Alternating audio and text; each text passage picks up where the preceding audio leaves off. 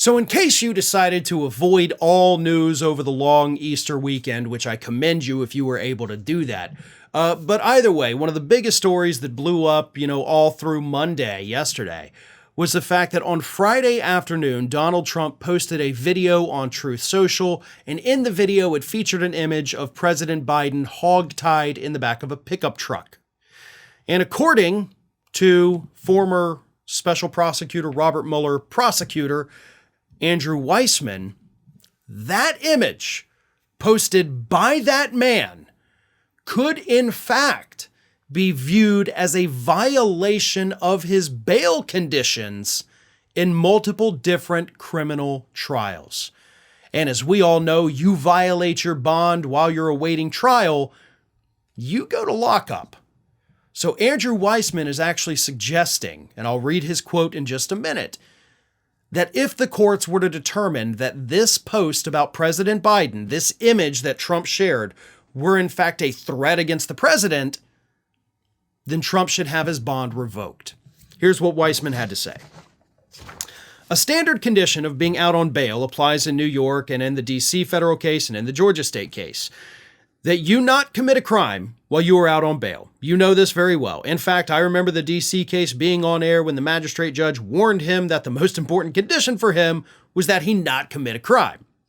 Threatening the president of the United States is a crime. So the question would be the legal and factual question, whether what he has engaged in with respect to posting the image of Joe Biden bound and gagged with what appears to be a bullet hole in his head constitutes that kind of threat.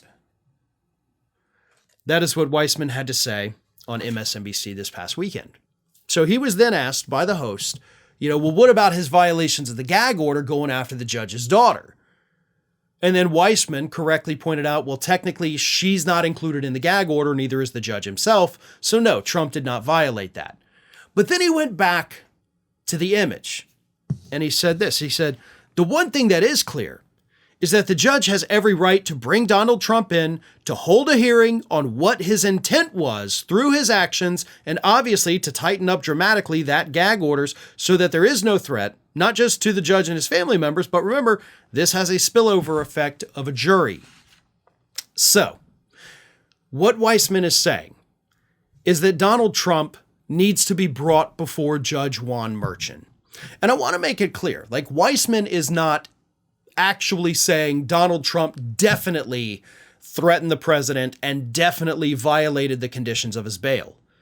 But kind of like with the gag order thing there, Weismann is saying Trump should be called in front of the judge. He should have to explain these things. He should have to answer tough questions, speaking directly to that judge that he is threatening. And the judge needs to say, what was your intent by going after my daughter? What was your intent of going after me? And also, what was your intent of posting that video that showed an image of President Biden hogtied in the back of a pickup truck? And based on Donald Trump's responses, the judge should either tighten the gag order or possibly, depending on what Trump says, say, okay, well, I'm going to view that, in my legal opinion, as a threat against the president. Bailiff, take him into custody. The judge has the authority to do that.